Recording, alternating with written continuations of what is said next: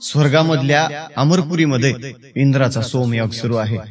भव्य आणि दिव्य असा सोहळा अमरपुरीमध्ये सुरू असताना श्री गुरु मच्छिंद्रनाथांनी काय केलं, त्या यज्ञ सोहळ्यामधून मीननाथाला आपल्या सोबत घेतले आणि मीननाथाला सोबत घेऊन या स्वर्गामधल्या देवादिकांना सुद्धा जी विद्या प्राप्त नव्हती, ती वाताकर्षण विद्या व वातप्रेरक ही 2 अस्त्रे स्वर्गामधल्या देवी देवतांना सुद्धा माहित नव्हती. ही विद्या आपल्या पुत्राला द्यावी म्हणून मच्छिंद्रनाथांनी मीननाथाला यज्ञ सोहळ्यापासून थोड्याशा दूर अंतरावरती एका वनामध्ये घेऊन गेले. सिंहल द्वीपामधलं घनदाट असणारं ते अरण्य, त्या अरण्यामध्ये मच्छिंद्रनाथ मीननाथाला विद्या शिकवत आहेत. ज्या विद्येच्या बलाने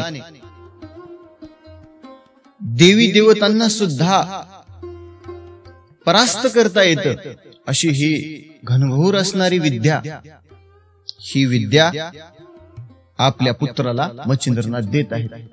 ज्या विद्येच्या बलाने चरपटीनाथाने भगवान श्री विष्णूंना, भगवान श्री महादेवांना आणि इंद्राला तिघा या देवतांचे प्राणहरण केले, या विद्येच्या बलाने एवढी सामर्थ्यवान असणारी ही विद्या 2 अस्त्रे आहेत. एक वाताकर्षण अस्त्र आहे आणि दुसरं वातप्रेरक अस्त्र आहे. 2 अस्त्रांचं ज्ञान आपल्या पुत्राला मीननाथाला श्री मच्छिंद्रनाथ देत आहेत. इंद्राने काय केलं, कपटबुद्धीनं आता ही विद्या घ्यायची म्हणून एका मोराचं रूप धारण केलं आणि मयूर वेशामध्ये ज्या ठिकाणी मच्छिंद्रनाथ मीननाथाला विद्या देत होते, विद्या ज्ञान सांगत होते, त्या ठिकाणी त्या वरच्या झाडावरती मोराच्या रूपामध्ये येऊन बसला. सोमयाग संपला आणि कार्यक्रम झाल्यावर इंद्राला ती विद्या समजली आणि आता ह्या विद्येची फलश्रुती किंवा ही विद्या सिद्ध व्हावी म्हणून यज्ञ सोहळा संपल्यानंतर इंद्र मच्छिंद्रनाथासमोर येतो, हात जोडून म्हणतो, महाराज, माझ्याकडून एक मोठा घोर अनर्थ झालेला आहे, माझा अनर्थ माफ करा. ज्यावेळी आपण मीननाथाला विद्या सांगत होता त्यावेळी मी मयूर रूप धारण करून, मोराचं रूप धारण करून ती विद्या ऐकली आणि ती विद्या फळाला यावी अशी माझी इच्छा आहे. माझा अनर्थ माफ करून आपण मला ही विद्या फळरूप यावी असा आशीर्वाद द्या. इंद्राने म्हणाल्या बरोबर. राग आला मच्छिंद्रनाथाला. मीननाथाला सांगत असलेली गुह्य विद्या इंद्राने चोरून ऐकली. इंद्रा, कपटी आहेस तू. मी मीननाथाला गुह्य रूपाने सांगत असलेली विद्या तू चोरून ऐकली. जा, मी तुला श्राप देतो. ती विद्या कधीही सफळ होणार नाही. इंद्राला श्राप भेटला. ज्या विद्येच्या प्राप्तीसाठी इंद्राने एवढा मोठा सोमयाग आयोजित केलेला होता, ज्या विद्येच्या प्राप्तीसाठी इंद्राने एवढं अथक मेहनत घेतली, परंतु ती विद्या चोरून ऐकली म्हणून श्री गुरु मच्छिंद्रनाथाचा इंद्राला श्राप लागला. काय भगवान श्री मच्छिंद्रनाथ इंद्राला माफ करतील? काय आहे इंद्राबद्दलची ही कथा आणि इंद्राने ही विद्या चोरून का ऐकली? इंद्राला गुरुवर्याकडून ती विद्या आत्मसात करता येत नव्हती का? काय आहे ही संपूर्ण कथा? नवनाथ भक्तिसाराच्या 40व्या अध्यायामध्ये आपण श्रवण करूया. अतिशय कल्पद्रुम असणारा हा 40वा अध्याय. या अध्यायामध्ये संपूर्ण हकीकत जाणून घेऊया. रामकृष्ण हरी.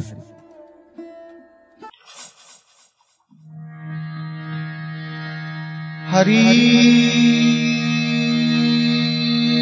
वक्रतुंड महाकाय सूर्यकोटी समप्रभ निर्विघ्नं कुरु मे देव सर्वकार्येषु सर्वदा. गुरुर्ब्रह्मा गुरुर्विष्णु गुरुर्देवो महेश्वरा. गुरुर्साक्षात् परब्रह्म तस्मै श्री गुरवे नमः. वसुदेवसुतं देवं कंसचानूरमर्दनम् देवकी परमानन्दं कृष्णं वन्दे जगद्गुरुम्।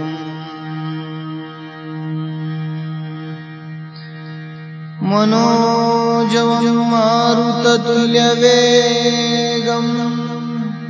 जितेन्द्रियं बुद्धिमतां वरिष्ठं वातात्मजं वानरयूथमुख्यं श्रीरामदूतं शरणं प्रपद्ये।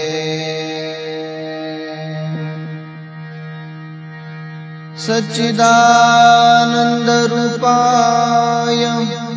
विश्वोत्पत्त्यादिहेतवे तापत्रयविनाशाय श्रीकृष्णाय वयं नमः। मुखं करोति वाचालं पंगुं लंघयते गिरिं यत्कृपातमहं वन्दे परमानन्दमाधवा। अलंकापुरी पुण्यभूमि पवित्र तेथे नादतो ज्ञानराजा सुपात्र तया ठविता घडो पुण्यराशी। नमस्कार माझा तया संत श्री सद्गुरु ज्ञानेश्वरासी।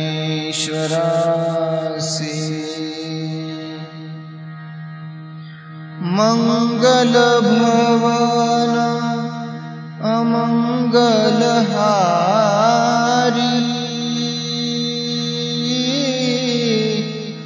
द्रवहु सुदशरथ अचर बिहारी। राम सिया राम जय जय राम। ओम श्री मचिन्द्रनाथाय नमः।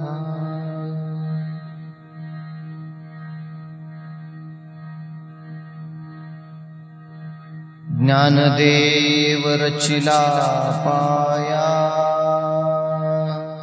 उभारिले देवालया उभारिले देवालया। श्री गणेशाय नमः।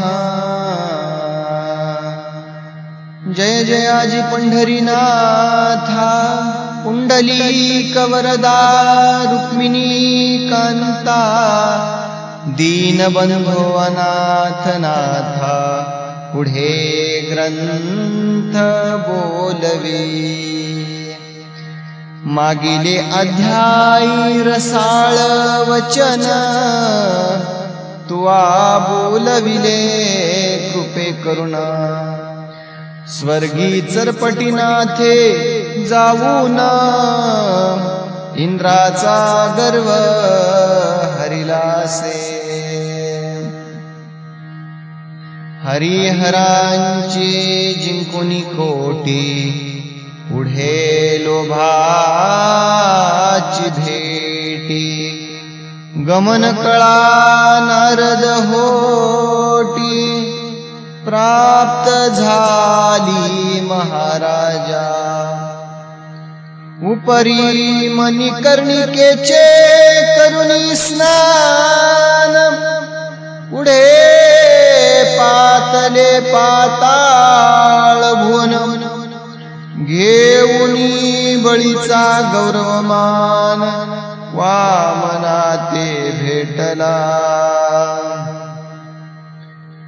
भोगावतीची करुणी अंघोळी पुन्हा पातला भूमंडळी यावरी कथा पुढे कल्लोळी नवरसाते वाडी का हसो आता रमारमन ग्रंथाक्षरी बैसला येऊन तरी पुढे श्रोती सावधान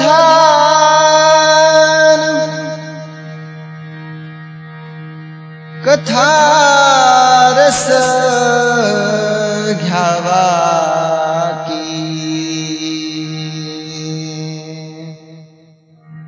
ओम मात्र देवो भव ओम पितृ देवो भव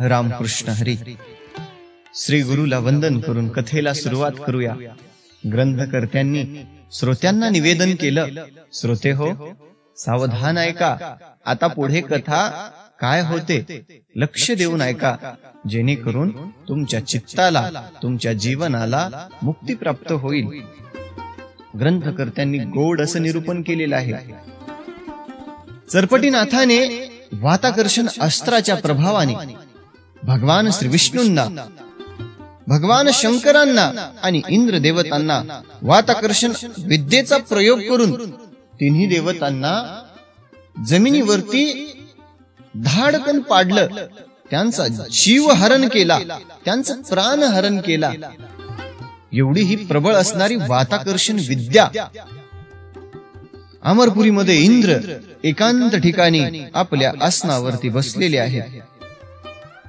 इंद्र विचार करतात चरपटीनाथ दिसायला तर एवढा लहान असणारा लहान चरपटीनाथ पराक्रम एवढा दिव्य आणि महान या चरपटीनाथाला एवढी महान विद्या कोणी दिली असावी इंद्र विचार करतोय काय अवस्था झाली होती इंद्राची काय अवस्था झाली भगवान शंकरांची भगवान शंकरांनी आपले जेवढे गण होते अष्टभैरव अष्टपुत्र आणि 100 कोटी गण घेऊन ती जी जती आहे त्या जतीला एका क्षणार्धामध्ये निवटून टाकतो म्हणून भगवान शंकर मोठ्या अभिमानानं थाटामाटात घेऊन आले होते आपल्या गणांना परंतु या ठिकाणी ज्यावेळी लहान आहे तो चरपटीनाथ चरपटीनाथांनी एका क्षणार्धामध्ये वाताकर्षण अस्त्राचा प्रयोग केल्याबरोबर भगवान शंकर नंदीवरती आरूढ होते हातामध्ये त्रिशूळ आणि रागारागाने येत असलेले भगवान शंकर ज्यावेळी त्यांचा शरीरामधला सगळा वाताकर्षण वायू या अस्त्राने हरण केला त्यावेळी भगवान शंकर मूर्छा येऊन पडले तन्मुन्या या पृथ्वी तलावरती आपटले भगवान शंकराच्या 100 कोटी दूतांची ही अवस्था झाली एवढी भयंकर असणारी ही विद्या अष्टभैरव जे होते तोंडातून रक्त येऊ लागले अष्टभैरवांच्या रडू लागले कुंठत पडले अशी शंकराची आणि त्यांच्या दूताची अवस्था झाली भगवान विष्णूच्या कानावरती वर्तमान पाठवला युद्ध प्रसंग भगवान श्री विष्णू गरुडावर बसून आले आता ह्याला शंकराची अवस्था केली का म्हणून आणि वाताकर्षण अस्त्र त्यांच्यावरती सुद्धा ज्यावेळी फेकलं त्यावेळी भगवान श्री विष्णू त्यांचा सुद्धा प्राणहरण केला हो आणि लहान असणाऱ्या चरपटीनाथांनी भगवान श्री विष्णूच्या डोक्यावरचा मुकुट काढून आपल्या मुकुटावर घातला हातामध्ये असणारा 5 जणी शंख काढून घेतला गळ्यामध्ये असणाऱ्या वैजयंती माळा काढून घेतल्या लहान बाळांना भगवान शंकराकडे आला हातामधलं त्रिशूळीस काढून घेतलं आता दोघेही मरून पडले मृत अवस्थेमध्ये असणाऱ्या लहानशा चरपटीनाथाने ही त्यांची अवस्था केली इंद्र भयंकर असा घाबरला होता काय प्रसंग आपल्यावरती ओढवला हो ब्रह्मदेव जर आले नसते तर आपली काय अवस्था झाली होती आणि ब्रह्मदेवाने आपल्याला या प्रसंगातून वाचवलं आणि इंद्र आसनावरती विचार करत बसलेला आहे सगळ्या देवांची सभा बोलवली आपल्यावरती हे भयंकर प्रसंग ओढवला लहान चरपटीनाथाने एवढी अवस्था केली आमच्या हातामधले शस्त्र अस्त्र एवढे दिव्य असणारे गळ्यात घालून फिरला आमची ही अवस्था केली आणि हा प्रसंग आता पुन्हा भविष्यामध्ये व्हायला नको याच्याबद्दल काहीतरी आपल्याला प्रयोग केलाच पाहिजे, याला काहीतरी तोडगा केलाच पाहिजे. नाहीतर आपली ही अवस्था पुन्हा जर झाली तर आपलं काही खरं नाही. इंद्राने सभा बोलवली आणि सभामध्ये बृहस्पतीला सुद्धा बोलवलं आणि इंद्राने आपला प्रश्न मांडला. भगवान, काय प्रसंग आपल्यावरती ओढवला आणि हे जे नाथ आहेत अतिशय सामर्थ्यवान असणारे हे नाथ आहेत आणि ह्यांनी असाच जर पराक्रम ह्यांनी जर चालवला तर आपलं काही खरं नाही म्हणले. यांच्या वाताकर्षण विद्येपुढे आपलं काहीच चालायला तयार नाही. ज्या ठिकाणी भगवान शंकराचं आणि विष्णूंचं काही चाललं नाही, माझं काय चालणार आहे. आणि सभेमध्ये प्रश्न मांडला आणि काहीही करून एक तर वाताकर्षण जी विद्या आहे, वाताकर्षण अस्त्र आणि वात प्रेरक अस्त्र आहे, एकतर ते अस्त्र आपण हस्तगत केलं पाहिजे किंवा काहीतरी यांच्यावरती बंधन गाठलं पाहिजे. सभेमध्ये प्रश्न मांडलेला असताना इंद्राने बृहस्पतींना विचारलं, ब्रह्मदेवा, लोकपिता आहात आपण, काय करावं लागेल यासाठी आपणच काहीतरी तोडगा सांगा. त्यावेळी ब्रह्मदेवानी सांगितलं, इंद्रा, तुला जर ही विद्या हस्तगत करायची असेल तर नाथांना जर तू शरण गेलास तर त्यांनी ती विद्या देतीलच. अवघड आहे थोडस म्हणले, कारण ती विद्या देवांना काय म्हणून देतील म्हणले. नाथ संप्रदायामध्ये अतिशय सामर्थ्यवान असणारी हे शाबरी विद्या, शाबरी मंत्र गुरु शिष्य परंपरा आहे आणि गुरु शिष्य परंपरेमध्ये नाथांना शरण जाऊनच ती विद्या घ्यावी लागेल. आणि तुला जर विद्या ही हस्तगत करायची असेल तर तू काय कर, सोमयागाचं आयोजन कर, प्रयोजन कर. सगळ्या नाथांना आपण या सोमयागाला बोलूया आणि नाथाकडून ती विद्या हस्तगत करूया. ब्रह्मदेवानी सांगितलं, देवतांची प्लॅनिंग सुरू आहे. वाताकर्षण अस्त्र आणि वात प्रेरक अस्त्र आता श्री मच्छिंद्रनाथाकडून या सगळ्या नाथ मंडळीकडून घ्यायची. यांची सिक्रेट सभा सुरू आहे. त्या ठिकाणी उपरिचर वसू सुद्धा आले होते आणि आता म्हणले, सोमयाग आयोजित जरी केला तरी मच्छिंद्रनाथाला, जालिंदरनाथाला, गोरक्षनाथाला, कानिफनाथ, अडबंगीनाथ, चौरंगीनाथ, मीननाथ सगळ्यांना या ठिकाणी बोलवायचं कसं, सभेचं आयोजन कोण्या ठिकाणी करायचं. आणि उपरिचर वसूंना पाठवलं. भगवान श्री इंद्र म्हणतात, वसू, आपणच सांगा की कुठल्या ठिकाणी या सोमयागाचं आयोजन करावं. सगळ्या देवांचा, सगळे देव प्रस्ताव आपापले मांडत आहेत. ब्रह्मदेवानी सांगितलं, सिंहल द्वीपामध्ये अतिशय रम्य आणि मनमोहक असणारं अरण्य आहे आणि त्या अरण्यामध्ये पाण्याचा सुद्धा सुकाळ आहे, अतिशय पाणी आहे आणि यज्ञ करते वेळी आपल्याला पाण्याची जास्त गरज पडते कुठल्याही कार्यक्रमासाठी आणि पाणी पुष्कळ आहे त्या ठिकाणी. आपण सिंहल द्वीपामध्ये यज्ञ सोहळा करूया. उपरिचर वसूंना पाठवलं, जावा म्हणले, सिंहल द्वीपामध्ये जागा बघून या कोण्या ठिकाणी यज्ञ करायचा. आणि उपरिचर वसू सिंहल द्वीपामध्ये गेले. संपूर्ण या ठिकाणी सिंहल द्वीप फिरला आणि एके ठिकाणी सुंदर असं अरण्य होतं. अरण्याच्या कडेला पाणी, पाण्याचे वाहणारे झरे. अहो, ते सिंहल द्वीप आहे, स्वर्ग आहे. स्वर्गामध्ये साक्षात, ज्या स्वर्गामध्ये मणिकर्णिका अहोरात्र वाहते, त्या स्वर्गामध्ये पाण्याला काय कमतरता. ज्या ठिकाणी सोमयाग आयोजित करायचा आहे ती जागा नियोजित केली. उपरिचर वसूंनी सभेमध्ये येऊन देवादिकांना सांगितलं, सिंहल द्वीपामध्ये अतिशय रम्य असा यज्ञ सोहळा आपल्याला आयोजित करायचा आहे. यज्ञासाठी ही जागा अतिशय रम्य आणि सुरेख आहे. जागा ठरली. आता प्रश्न आहे, आता मच्छिंद्रनाथाकडे, सगळ्या या नाथ मंडळींकडे पाठवायचं कुणाला आमंत्रण. सगळ्या देवादिकांना आमंत्रण पाठवली आणि आता उपरिचर वसू जे आहेत, उपरिचर वसूचे म्हणजे उपरिचर वसूंची या नाथांवरती कृपा आणि मच्छिंद्रनाथाचे वडील उपरिचर वसू असल्यामुळं उपरीचर वसूंना आपण पाठवून द्यावं आणि त्यांच्या आमंत्रणाला मान देऊन मच्छिंद्रनाथ आपल्या सगळ्या शिष्य समुदायासोबत येतील. जिम्मेदारी उपरीचर वसूंकडे दिली. इंद्राने काय केलं, आपला दिव्य रथ जो आहे, दिव्य रथाला सारथ्याला बोलवलं.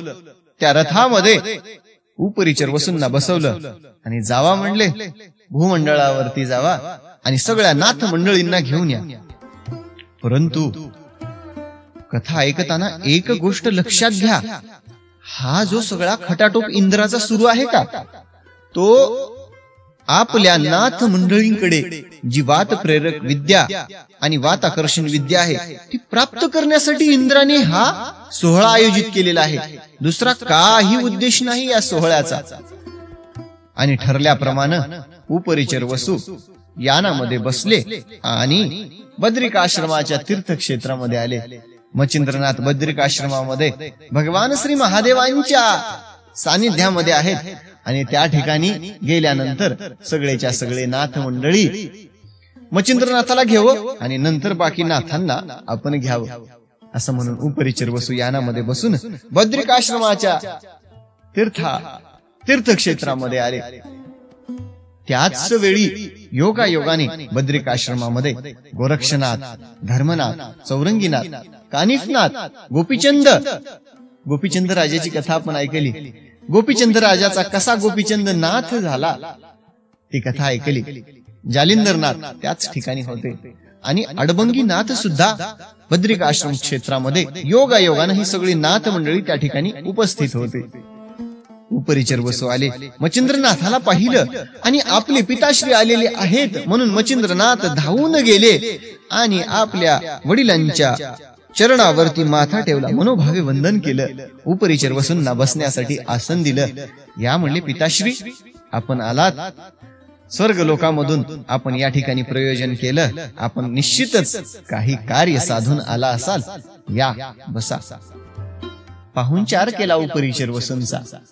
त्यांना आसन देऊन त्यांचं चरण क्षालन करून चरण तीर्थ त्यांचं घेतलं. त्यांना खाण्यासाठी फळे दिली आणि पाहुणचार झाल्यानंतर मच्छिंद्रनाथ म्हणतात, आपली संत परंपरा कशी आहे, आपल्या दारामध्ये अतिथी आला कोणी तरी त्याला अगोदर त्याचा पाहुणचार करावा, त्याला यथोपचाराने त्याचा पाहुणचार करून मग त्याला विचारावं कस काय येणं केलं की. नाहीतर काही काही मंडळी असतात, दारावर जर कोणी आलं, काय काम, दारामधून असं अतिथींना बोलू नये, दारामध्ये घ्यावं, पाहुणचार करून मग विचारावं. तसंच मच्छिंद्रनाथ म्हणतात, पिताश्री काय कार्य काढलं आपण भूमंडळाकडे येण्याचं. उपरीचर वसूंनी सांगितलं, इंद्राने सोमयाग स्वर्ग लोकांमध्ये सिंहलद्वीपामध्ये आयोजित केलेला आहे आणि त्या सोमयागासाठी आपली सगळी नाथ मंडळी सुद्धा यावी असा त्यांचा आग्रह आहे आणि देव मंडळींनी आयोजित केलेलं हे प्रयोजन यासाठी आपली उपस्थिती प्रार्थनीय आहे आणि आपण आपल्याला घेऊन जाण्यासाठी मी स्वतः आलेलो आहे. इंद्राने प्रत्यक्षात आपलं विमान पाठवलेलं आहे. मच्छिंद्रनाथांनी ऐकलं, ठीक आहे म्हटले, अहो आमचे संत कृपाळू आहेत, एखाद्याने कोणी जर आमंत्रण पाठवली त्याच्या हृदयातला भाव जाणून घेतात. आणि मच्छिंद्रनाथांनी म्हणले, ठीक आहे आपण जाऊया. आता बघा कोण कोण मंडळी बसले. उपरीचर वसून समवेत मच्छिंद्रनाथ बसले. मच्छिंद्रनाथा समवेत गोरक्षनाथ, धर्मनाथ, चौरंगीनाथ, जालिंदरनाथ, अडबंगीनाथ आणि कानिफनाथ ही मंडळी दिव्य त्या विमानामध्ये बसली. आता सगळ्यांना घेऊन जायचं आहे.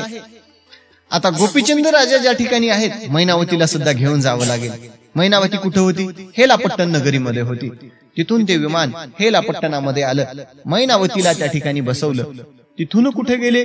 वडवानळ गावामध्ये गेले, ज्या ठिकाणी आमचे वटसिद्धनाथ किंवा नागनाथ, दोन्ही पैकी तुम्ही काहीही म्हणा, वडवानळ गावामध्ये वटसिद्धनाथाला दिव्य विमानामध्ये बसवलं. तिथून पुढे आले गौतमीच्या तीरावरती भर्तरीनाथ होते.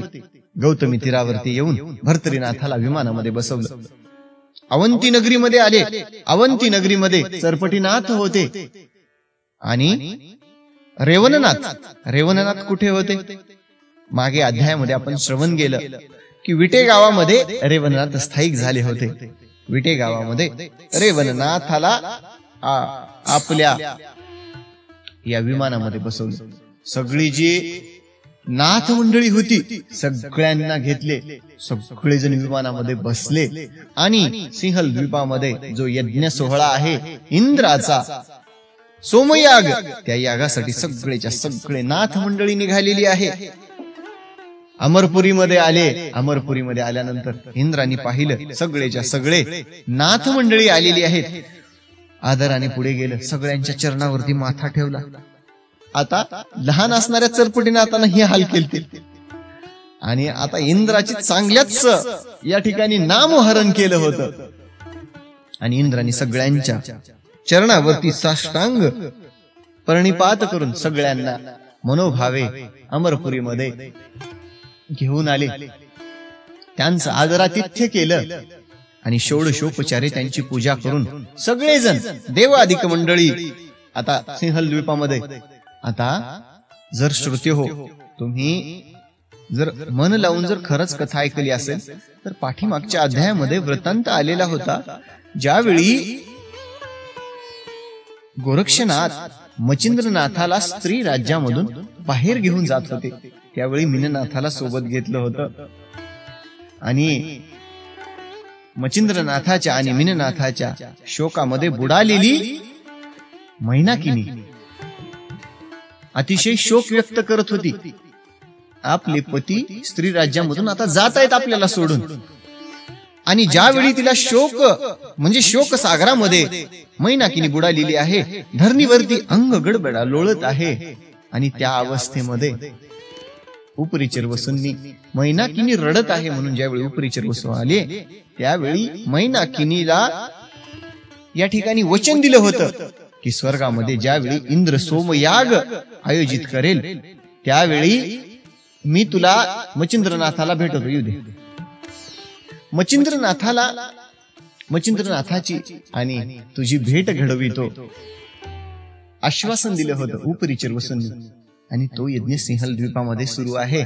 लक्षात घ्या, सगळे देव मंडळी सगळेच्या सगळे यज्ञ सोहळ्यासाठी आलेले आहेत. आता यज्ञाचा मुख्य यजमान जो होता तो इंद्र होता. आणि इंद्राची जी पत्नी आहे, कोण आहे इंद्राची पत्नी? शची. दोघे जण या ठिकाणी यज्ञ सोहळ्यासाठी बसलेले आहेत. यज्ञाची एक प्रथा आहे. यज्ञाचं जे यज्ञ कंकण आहे, यज्ञ कंकण इंद्राच्या हातामध्ये घातलं. सुंदर असा सिंहल द्वीपामध्ये सोहळा सुरू आहे. उपरीचर वसू आहेत, सगळे नाथ मंडळी आहेत आणि सगळेच्या सगळे यज्ञ सोहळा पार पडत आहे.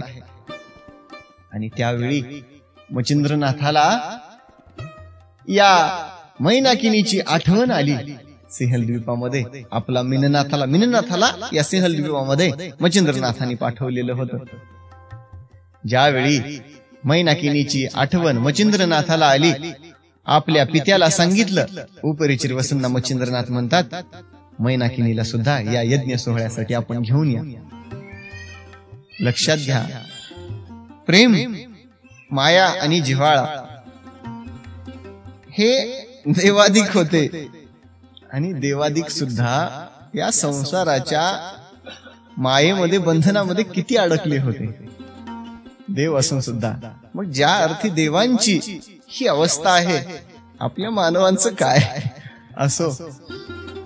मच्छिंद्रनाथांनी मैनाकिनीला बोलवण्यासाठी उपरीचर वसूंना सांगितले. उपरीचर वसूंनी येऊ दे. उपरीचर वसूंनी निमंत्रण पाठवलं सिंहल द्वीपामध्ये. मैनाकिनीला यज्ञ सोहळ्यासाठी घेऊन आले. मच्छिंद्रनाथांनी मैनाकिनीला पाहिलं. छोटासा मीननाथ आहे. दोघांना पाहिलं आणि मैनावतीच्या डोळ्यामधून खळखळ अश्रू येऊ लागले. मच्छिंद्रनाथावरती एवढा जीव लावलेला होता, एवढं प्रेम केलेलं होतं आणि त्यांच्या समवेत केलेला संसार. ज्यावेळी मच्छिंद्रनाथाला पाहिलं तिच्या डोळ्यामधून अश्रू येऊ लागले. आणि आपल्या प्राणनाथाची भेट मैनाकिनीनं घेतलेली आहे. मनोभावे स्वामींना वंदन केलं आणि मच्छिंद्रनाथ आणि मैनाकिनी या ठिकाणी गोड असा त्यांचा संवाद सुरू आहे. इकडे यज्ञ सोहळा सुरू आहे. मीननाथाला सुद्धा मैनाकिनीनं सोबत घेऊन आलेलं होतं.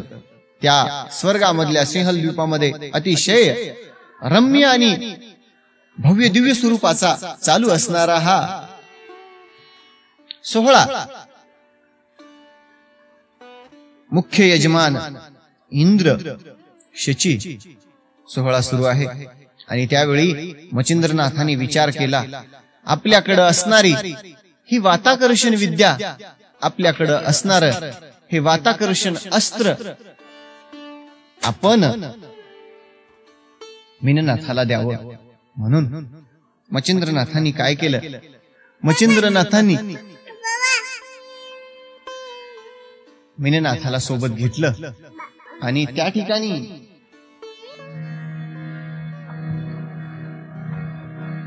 मुख्य यजमान इंद्र होता, सोहळ्यासाठी बसलेला होता. गुरु मच्छिंद्रनाथांनी मीननाथाला सोबत घेतलं आणि मीननाथाला विद्या द्यायची म्हणून यज्ञ सोहळ्यामधून उठले. आपल्या ठिकाणी अडबंगीनाथाला आणि चौरंगीनाथाला सोहळ्यासाठी बसवलं आणि तिथून निघाले.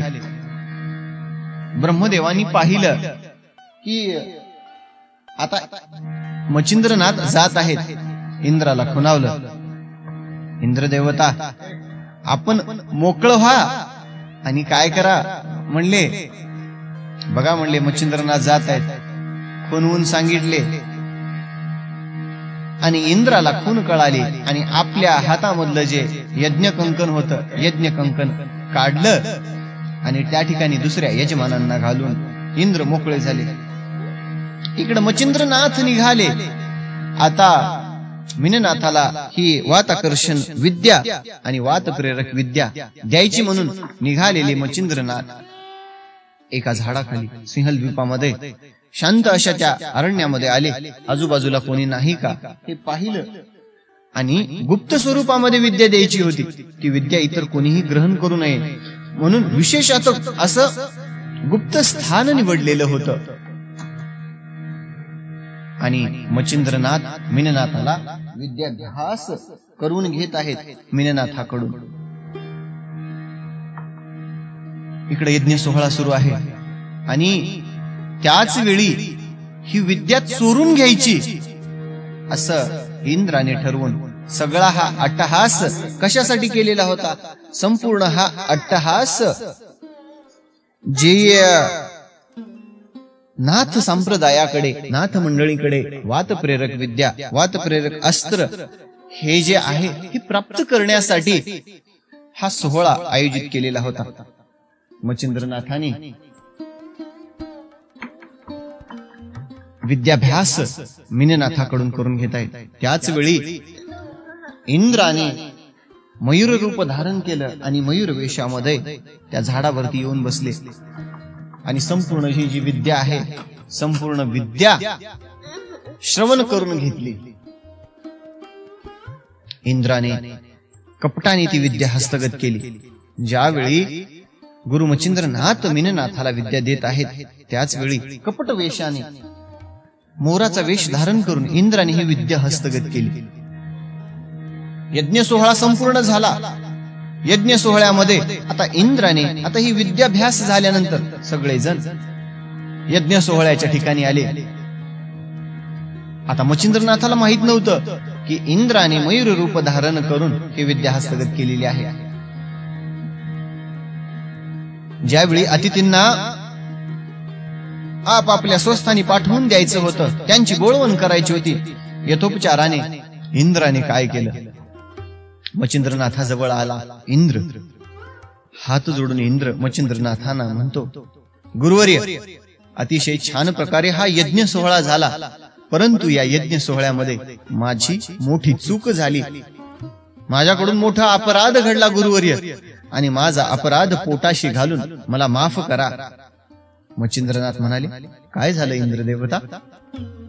इंद्र म्हणतो, आपण ज्यावेळी मीननाथाला वाताकर्षण विद्या आणि वात प्रेरक अस्त्र हे दोन्ही अस्त्र देत होतात, त्यावेळी मी चोरून मयुराचं रूप धारण करून मी झाडावरती बसून ती सगळी विद्या ऐकली आणि कृपा करून ती विद्या हळद रूपाला यावी म्हणून मला आशीर्वाद द्या. म्हणून इंद्राने हात जोडून ज्यावेळी मच्छिंद्रनाथासमोर आला, राग आला मच्छिंद्रनाथाला. मच्छिंद्रनाथ म्हणतात, इंद्रा तू कपटी आहेस आणि चोरून ही विद्या ग्रहण केली, त्यामुळे मी तुला श्राप देतो. जा म्हणले, ही विद्या कधीच फळद्रूप होणार नाही. इंद्र घाबरला, सगळे देव घाबरले आणि म्हणले, आता या इंद्राला श्राप लागलेला आहे. मच्छिंद्रनाथांनी रागे रागे हा श्राप दिला आणि एवढा अट्टहास ज्या गोष्टीसाठी केला होता ती गोष्ट मिळाली, परंतु आता फळद्रूपच होणार नाही. त्या गोष्टीचा आता काय फायदा होणार आहे. म्हणून बृहस्पती ब्रह्मदेव पुढे आले आणि मच्छिंद्रनाथासमोर हात जोडून म्हणतात, नाथा आपण कृपाळू आहात, आपण दयाळू आहात आणि संत असा श्राप देतात का. आणि साधूंचं हृदय प्रेमळ आणि दयेचा पाझर असणारे हे साधू, आपण काय करा, कृपा करून इंद्राला शाप द्या. बृहस्पतींनी आणि इंद्राने ज्यावेळी मच्छिंद्रनाथाची स्तुती केली त्यावेळी मच्छिंद्रनाथाचा क्रोध शांत झाला आणि मच्छिंद्रनाथ म्हणतात, अतिशय कठोर विद्याभ्यास करून प्राप्त होणारी ही विद्या इंद्राने चोरून घेतली. ही विद्या त्यावेळी फळद्रूपाला येईल ज्यावेळी 12 वर्ष इंद्र कठोर तपश्चर्या करून या विद्येचा अभ्यास करेल, त्यावेळी ही विद्या इंद्राला प्राप्त होईल. परंतु नाथपंथीयावर जर या विद्येचा प्रयोग इंद्राने केला तर मात्र ही विद्या त्या ठिकाणी काही काम करणार नाही. आणि नाथ संप्रदायामध्ये असणारी गुरु शिष्य असणारी ही जी परंपरा आहे, गुरु शिष्य किंवा त्यांच्या शिष्यांचे शिष्य कोणावरती ही विद्या चालणार नाही. आणि नाथ संप्रदायाचा जर छळ करण्यासाठी जर ही विद्या वापरली गेली तर ही विद्या फळरूप होणार नाही. गुरु मच्छिंद्रनाथांनी सांगितलं. इंद्रदेवताला या ठिकाणी समाधान वाटलं, काही का असेना म्हटले, आपल्याला विद्या प्राप्त तरी झाली आणि हस्तगत झाली. सगळेच्या सगळे नाथ मंडळी यज्ञ सोहळा संपन्न झाल्यानंतर पृथ्वी तलावरती आले आणि आपापल्या ठिकाणी वास करत आहेत. ग्रंथकर्ते निवेदन करत आहेत, शके 1710 पर्यंत सगळ्या या नाथ मंडळींनी या भूलोकावरती परिभ्रमण करून आपली या दीनदुबळ्यांवरती कृपा केली. 1710 पर्यंत सगळ्यांवरती कृपा केली, अनुग्रह केला आणि ज्यांनी त्यांनी आपापल्या गुप्त ठिकाणी येऊन राहिले. कुठं कुठं राहिले. आणि आता भाविक तुमच्यावरती एक मोठी जबाबदारी टाकत आहे. आता सगळे जे आपले नाथ मंडळी जे आहेत, आता सध्याच ठिकाणी कोणत्या कोणत्या ठिकाणी आहेत, काही गावांची नावं जर बदलली असतील, आपल्याला जेवढ्या नाथ मंडळी आपले कोणत्या कोणत्या ठिकाणी स्थायिक झाले, ग्रंथामध्ये जी रचना आलेली आहे, ग्रंथामध्ये जे वर्णन आलेले आहे ते तर मी सांगतो, परंतु सद्यस्थितीला काही गावांची जर नावं बदललेली असतील, त्या गावांची नावं आपण सांगा. कमेंट बॉक्स मध्ये गावांची नावं कळवा, कोणत्या गावामध्ये आपले कोणते नाथ स्थायिक आहेत. आणि 1710 नंतर नाथ मंडळी आपापल्या ठिकाणावरती स्थायिक झाले. कानिफनाथ जे आहेत, कानिफनाथ मठीमध्ये येऊन राहिले. त्याच्यावरच्या बाजूला मच्छिंद्रनाथांनी निवास केला. गर्भगिरी पर्वतावरती जालिंदरनाथ राहिले. त्याच्या खालच्या बाजूला गहिनीनाथ म्हणजे गैबीपीर म्हणून असलेले गहिनीनाथ खालच्या बाजूला राहिले. आणि वडवळ गावामध्ये वटसिद्धनाथ किंवा नागनाथ वडवळ गावामध्ये येऊन राहिले. विठे गावामध्ये रेवनाथ राहिले. चरपटीनाथ, चौरंगीनाथ, अडबंगीनाथ आज सुद्धा गुप्त रूपाने या पृथ्वी तलावरती तीर्थयात्रा करत परिभ्रमण करत फिरत आहेत. पाताळामध्ये भर्तरीनाथ जाऊन राहिले. आणि स्वर्ग लोकामध्ये मीननाथ राहिले. परंतु आमचे गोरक्षनाथ गुरु गोरक्षनाथ आज सुद्धा गिरनार पर्वतावरती आहेत. गिरनार पर्वतावरती गोरक्षनाथांचं वास्तव्य आज सुद्धा आहे. गोपीचंद राजा आणि जो धर्मनाथ आहे ते या वैकुंठामध्ये जाऊन राहिले. अशा प्रकारे अतिशय जड अंतकरणाने, खरं सांगू, अध्यायाचं शेवटच्या अध्यायाचं ज्यावेळी निरूपण करायचं असतं ना, अतिशय जड मनाने निरूपण करावं लागतं. कारण आतापर्यंत पहिल्या अध्यायापासून 40व्या अध्यायापर्यंत अतिशय प्रेमाने मनोभावाने या ग्रंथाचं वाचन केलं. आपण मनोभावानं या ग्रंथाचं श्रवण केलं. परंतु ज्यावेळी शेवटच्या अध्यायाचं निरूपण करायचं असतं ना, त्यावेळी अतिशय जड अंतकरणाने करावं लागतं. कारण ज्या नाथांच्या लीलांचं आपण श्रवण केलं, मनोभावाने आपण या ग्रंथाचं श्रवण केलं, जर नाथ संप्रदायामध्ये म्हणजे नाथ संप्रदायाबद्दल असणारी ही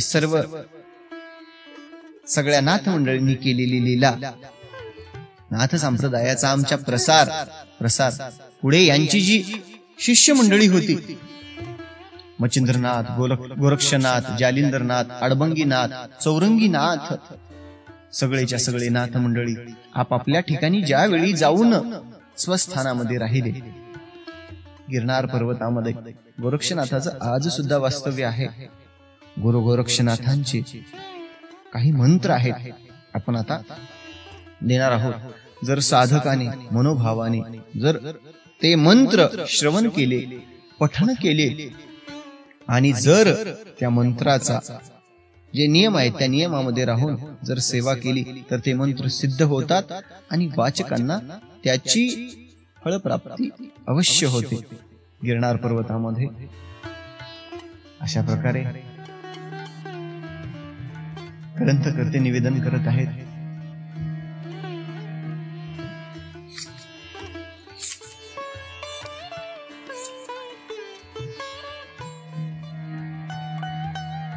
काही गोड अशा ओव्या घेऊन अध्यायाचं निरूपण करूया.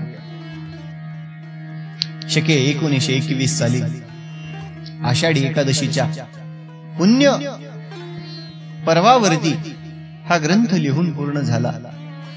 ग्रंथकर्ते धुंडीसूत मालुकवी नरहरी वंशामध्ये असणारे त्यांनी हा ग्रंथ आषाढी एकादशीच्या दिवशी पूर्ण केला. त्या पावन पर्वावरती कसं आहे आमच्या ग्रंथाचं, अवीट अशी गोडी आहे. हजारो वर्षापूर्वी शके 1921 ला हा ग्रंथ लिहिला, 1921 ला, आणि आज सुद्धा आपण या लीला श्रवण करतो. भव्य आणि दिव्य असणारे हे जे स्थान आहेत, हे स्थान आज सुद्धा भाविकांना त्यांनी जर मनोभावे श्रवण केलं, मनन केलं, ज्यांना या नाथ संप्रदायाची अनुभूती घ्यायची आहे, आपल्यावरती नाथांची कृपा करून घ्यायची आहे, त्यांनी नवनाथाचं पारायण करावं. घरामध्ये क्लेश असेल, घरामध्ये भांडण तंटे होत असतील तर नवनाथ ग्रंथाचं पारायण करावं. खरं सांगू, भगवंताचं नामस्मरण करण्यासाठी काळ वेळ काहीच नाही. शुभ मुहूर्त पहावा, शक्यतो सोमवारी गुरुवारी ग्रंथ सुरू करून पारायण करून घ्यावं. घरामध्ये सुख शांती लाभेल. अतिशय दिव्य आणि पावन असणारा हा ग्रंथ श्रोत्यांसाठी ग्रंथकर्त्यांनी निवेदित केलेला आहे.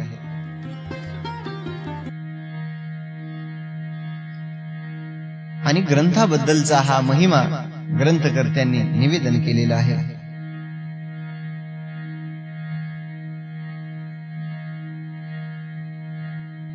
हारी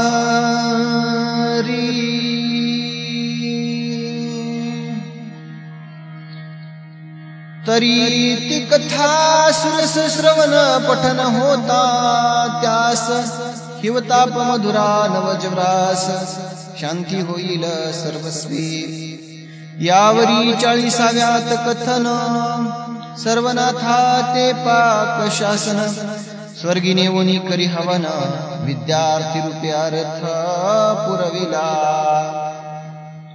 तरी 40वा नित्य पठन करिता लाभेल सर्व इच्छिल्यार्था यश श्री ऐश्वर्य योग्यता पुत्र पौत्री नांदेल 39चा फलार्थ तोची प्राप्त तदर्थ की 40वा एक परीस हे कामधेनु कल्पतरू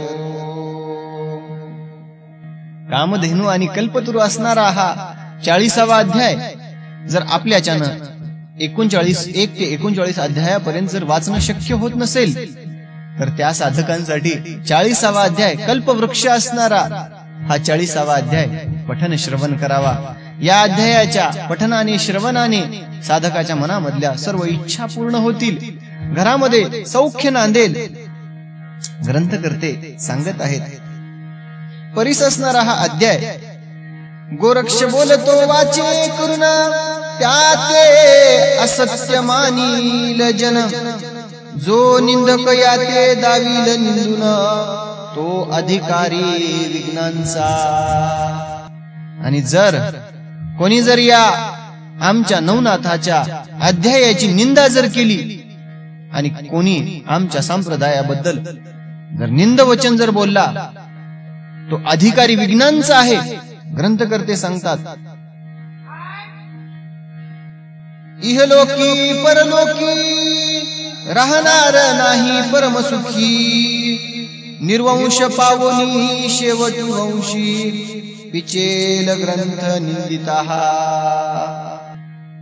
कोणी जर आमच्या या नवनाथ भक्तिसाराची जर निंदा केली, याच्यामध्ये सांगितलेल्या कथा जर कोणी खोट्या जर आहेत म्हणल्या, या ठिकाणी ह्या सगळ्या कथा कथोकल्पित केलेल्या आहेत आणि या सगळ्या कथा खोट्या आहेत असं जर कोणी म्हणाल, कल्पनेनं केलेला आहे ग्रंथ असं जर कोणी म्हणाल आणि आमच्या नाथ संप्रदायाबद्दल जर अपशब्द जर बोलले, या ग्रंथाची निंदा केली, या अध्यायाबद्दल जर संशय व्यक्त केला, तर या इहलोकामध्ये जाऊ द्या म्हणले, परलोकामध्ये सुद्धा त्याच्या देहाला कधी शांती लाभणार नाही, त्याचा वंश वाढणार नाही आणि निर्वंश होऊन या ग्रंथाचं निंदा जर केली तर त्याच्या जीवाला शांतीच लाभणार नाही। आगा हा ग्रंथ नोहे भक्तिसार आहे गोरक्षाचा किमयागार परिपालटोनी भाषांतर महाराष्ट्र अक्षरी रेखिला। आमच्या गोरक्षनाथांनी किमयागार नावाच्या ग्रंथामध्ये सगळंच्या सगळं वर्णन प्रत्यक्षात गोरक्षनाथांनी केलेलं आहे आणि नरहरी असणारे धुंडीसूत मालुकवी यांनी प्राकृत भाषेमध्ये या ग्रंथाचं ओवीबद्ध केलेलं आहे, सगळं श्रोत्यांना कळावा। आणि या ग्रंथाबद्दल श्रोते निरूपण करताना सांगतात भक्तिसाराचा अहो हा भक्तिसार ग्रंथ नाही, हा खरं तर किमयागार ग्रंथ आहे, त्याचं मी या ठिकाणी प्राकृत भाषेमध्ये भाषांतर केलं।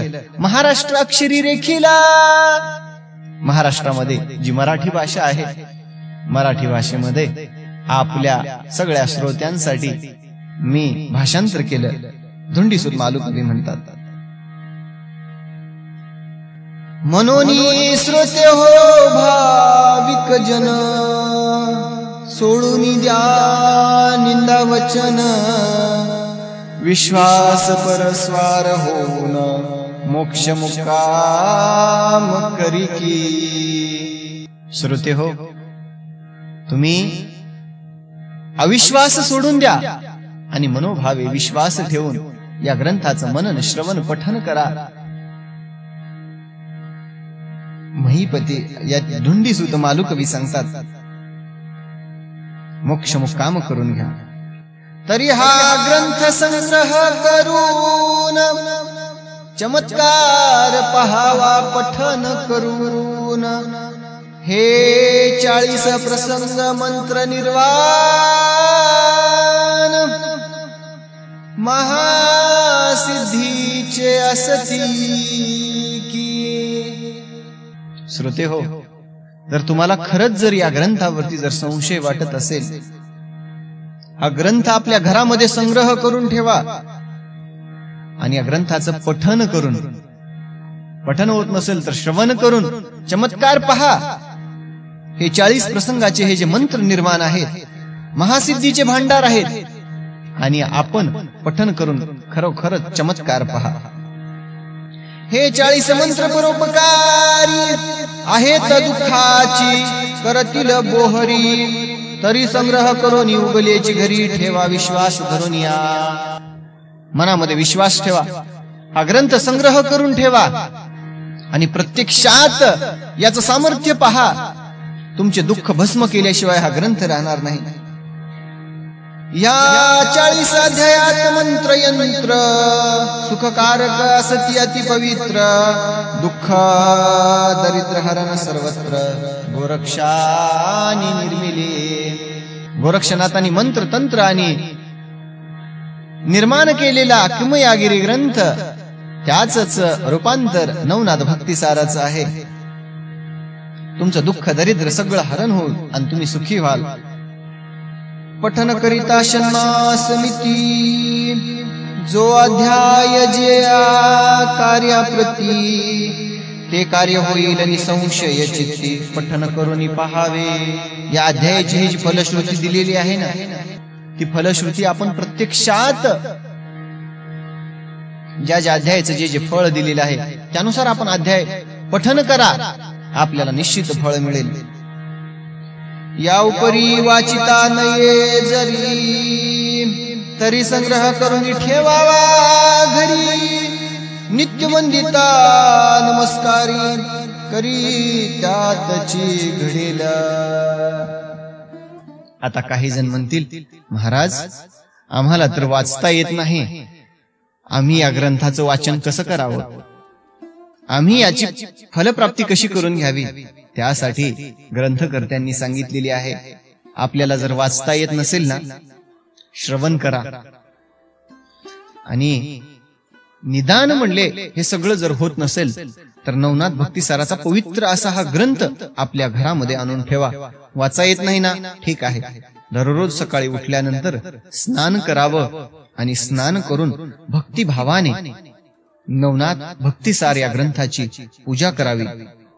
आणि मनोभावे पूजा करून एक पुष्प पुत्रम पुष्पम फलम, या एक ओवी आहे, असो त्या ओवीचं आपण नंतर निरूपण करूया. पत्रम फलम पुष्पम काहीही हो, एखादं फूल आमच्या नवनाथाच्या या ग्रंथाला अर्पण करा.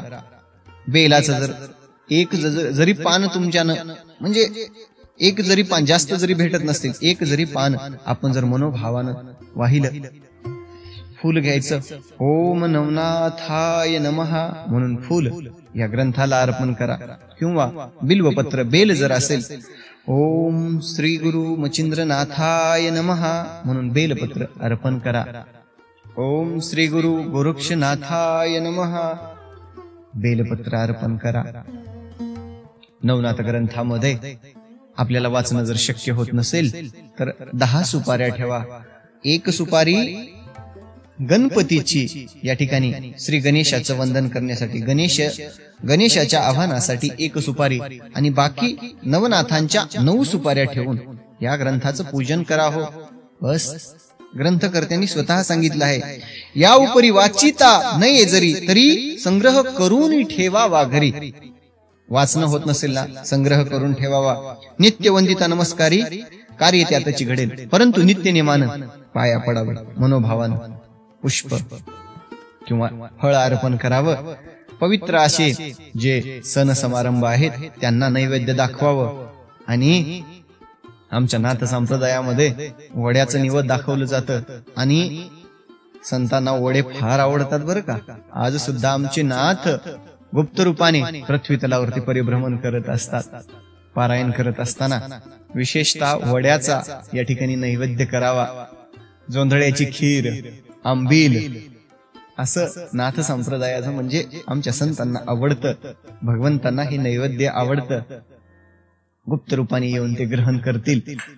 वड्याचा प्रसाद करून नाथांना ठेवावा. ग्रंथकर्ते पुढे सांगतात, गोड वर्णन केलेलं आहे, ऐका.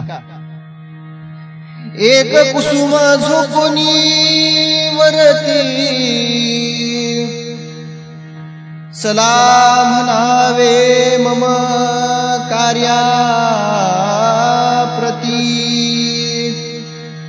नवनाथ वंदुनी उक्ती नमस्कार करावा.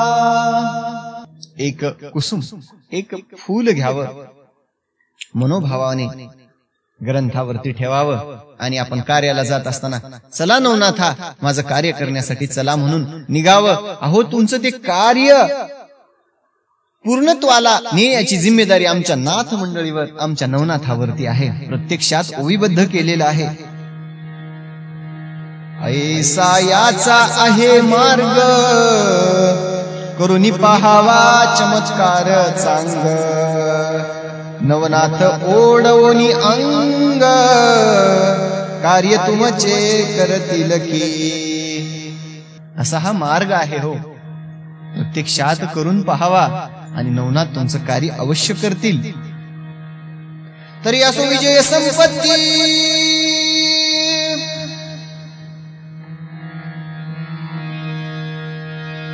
नादो श्रोत्यांच्या ग्रहाप्रती, धुंडी सूत हेची प्रार्थी, मालू नरहरी देवादे. सगळे जे तुम्ही श्रोते आहोत, सगळ्यांच्या घरामध्ये धन ऐश्वर्य संपदा, सगळं यशस्वी औदार्य, सगळंच्या सगळं तुम्हाला लाभावं ग्रंथकर्ते निवेदन करत आहेत.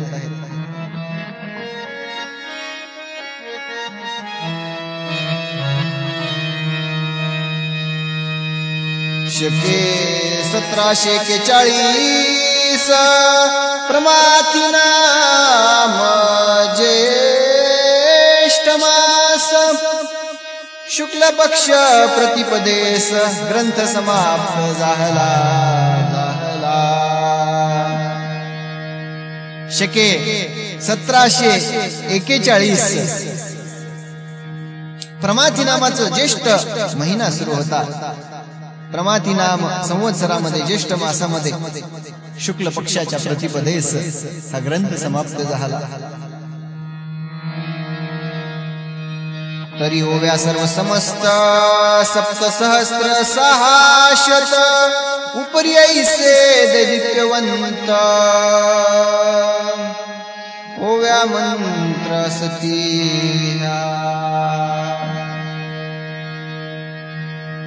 या ठिकाणी ओव्या सगळ्या किती देदीप्यवंत, उपरी असे देदीप्यवंत ओव्या मंत्र असती. ह्या देदीप्यवंत असणाऱ्या या ओव्या ग्रंथामध्ये वर्णन केलेले आहे. अध्याय वाचावया न बनेल जासी, तरी अध्यायातील एक ओवी पठन करुनी नाथ नामासी, कार्य काज करावे. आपण म्हणसाल महाराज आमच्याच्यानं संपूर्ण अध्याय वाचण्यासाठी एवढा वेळ नाही की हो, आम्ही संसारी, संसारामध्ये आम्हाला संसार करावा लागतो, प्रपंच करण्यासाठी व्यवसाय व्यापार करावा लागतो आणि त्या व्यापारातून आम्हाला पूर्ण अध्याय वाचण्यासाठी वेळ मिळत नाही. मग आम्हाला फलप्राप्ती कशी व्हावी महाराज? त्यावेळी ग्रंथकर्ते सांगतात संपूर्ण अध्याय तुम्हाला वाचणं होत नाही ना, एक ओवी अध्यायामधली वाचा आणि नाथ चला आमच्या कार्याला म्हणून नाथांना वंदन करून नाथांना सोबत घेऊन जावा, तुमचं कार्य अवश्य पूर्ण होईल. आस्वाता बहुभाव श्रोते असोत चिरंजीव, इहलोकी परलोकी ठेव आनंदाची होतसे. म्हणले बस झाले श्रोते हो आता, म्हणले चिरंजीव तुम्ही राहा, इहलोकामध्ये परलोकामध्ये आनंदाची ठेव असणारा हा ग्रंथ मनन श्रवण पठन भक्तिभावाने करा. तरी समस्त नाथा ते धुंडी सुद्धा मानून हरी हेची विनवित की श्रोत्या सुत सुख रूपवंत सर्वारती सर्वदा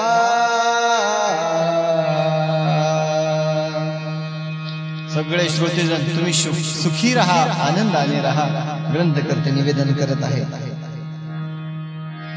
स्वस्ति श्री भक्ति कथा सार सम्मत गोरक्ष काव्य किमयागार सदा परिस्वत भाविक चतुर चत्वारिंशतितमाध्याय गोडहा. श्रीकृष्णार्पणमस्तु. शुभं भवतु. श्रीरस्तु. श्री नवनाथ भक्ति सार ग्रंथ संपूर्ण श्रीकृष्णार्पणमस्तु. श्री गुरु दत्तात्रेयार्पणमस्तु. पुंडलीकवरदे हरि विठ्ठल. श्री ज्ञानदेव तुकाराम ज्ञानेश्वर महाराज की जय. कपिवर्य महारुद्र हनुमान की जय. छत्रपति शिवाजी महाराज की जय. धर्मवीर संभाजी महाराज की जय. अवधूत चिंतन श्री गुरुदेव दत्त. श्री गुरु दत्तात्रेय महाराज की जय.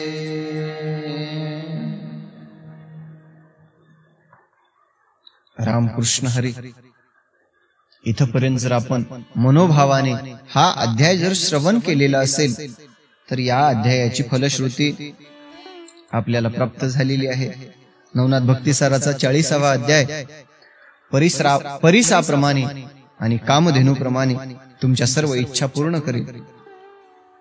संपूर्ण नवनाथ भक्तिसार वाचल्याचे पुण्यफळ या अध्यायाच्या श्रवणाने मननाने पठनाने होईल. पुत्र पौत्र यश धनधान्य इत्यादी सगळंच्या सगळं प्राप्त होईल.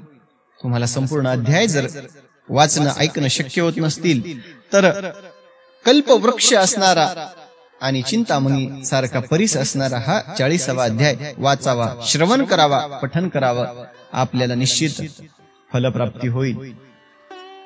यानंतर आता बऱ्याच श्रोत्यांच्या मनामध्ये इच्छा आहे, महाराज आम्हाला नवनाथ ग्रंथ वाचता येत नाही आणि आम्हाला आमच्या घरामध्ये नवनाथ भक्तिसारांच्या या ओव्या घरामध्ये आमच्या घुमाव्यात, म्हणजे आम्ही लावून ठेवतो. त्या संदर्भामध्ये काही करता येईल तर बघा. तरी हे नवनाथ भक्तिसाराचे हे 40च्या 40 हे ओवीबद्ध अध्याय आहेत. ओवीबद्ध अध्याय आपण चॅनलवर टाकण्याचा प्रयत्न करू, निश्चितच करू. आणि नवनाथ भक्तिसाराचा हे 1 ते 40व्या अध्यायाचं सगळं फलश्रुती आपल्याला प्राप्त झालेली आहे. आणि हा जो ओवीबद्ध असणारा हा 1 ते 40 जे अध्याय आहेत हे आता नवनाथ भक्तिसार हे संपल्यानंतर आता समाप्ती झाली भक्तिसाराची. आता आपण सगळ्या श्रोत्यांसाठी जे शाबरी विद्या, शाबरी तंत्र मंत्र जे आहेत, सिद्ध केलेले मंत्र याच चॅनलवरती अपलोड करणार आहोत. आणि यानंतर गोड असा श्रावण महिना सुरू आहे. श्रावण महिन्यामध्ये शिवलीलामृत ग्रंथाचं श्रवण करूया. यानंतर शिवलीलामृत श्रवण करूया. आणि शिवलीलामृत ग्रंथ झाल्यानंतर इतर काही ग्रंथ झाल्यानंतर आपण नवनाथ भक्तिसाराचा 1 ते 40 ओवीबद्ध प्रत्येक ओवी वाचून प्रत्येक अध्याय 1 ते 40 आपण याच चॅनलवरती घेऊया. मनोरंजनाचे आपण भरपूर चॅनल सबस्क्राईब करता. आपल्या जीवाचं कल्याण करणार हे चॅनल अवश्य सबस्क्राईब करा आणि इतरांना सुद्धा पाठवा. चॅनलला लाईक करा, व्हिडिओला लाईक करा, शेअर करा, सबस्क्राईब करा. आणि भरभरून कमेंट मध्ये आपला प्रतिसाद द्या. कल्पक वृक्ष असणारा हा 40वा अध्याय कसा वाटला आपल्या प्रतिक्रिया अवश्य कळवा. आणि अतिशय जड अंत करणारे नवनाथांचा श्लोक घेऊन समाप्त करूया. गोरक्ष जालंधर चर्पटाश्च अडभंग कानिप मचिंदराद्या चौरंगी रेवानक भर्तरी संज्ञा भूम्यां बभूर्व नवनाथ सिद्धा. नवनाथांचा असणारा हा श्लोक आपण ऑडिओ स्वरूपामध्ये सुद्धा करणार आहोत, जेणेकरून साधकांना याची फलप्राप्ती करून घेता येईल. सिद्ध करून या शाबरी विद्येची तंत्र मंत्र आपण या चॅनलवरती अपलोड करणार आहोत. त्यामुळे सबस्क्राईब करा आणि असंच भगवंताच्या कथा श्रवण करत राहा. रामकृष्ण हरी. आदेश.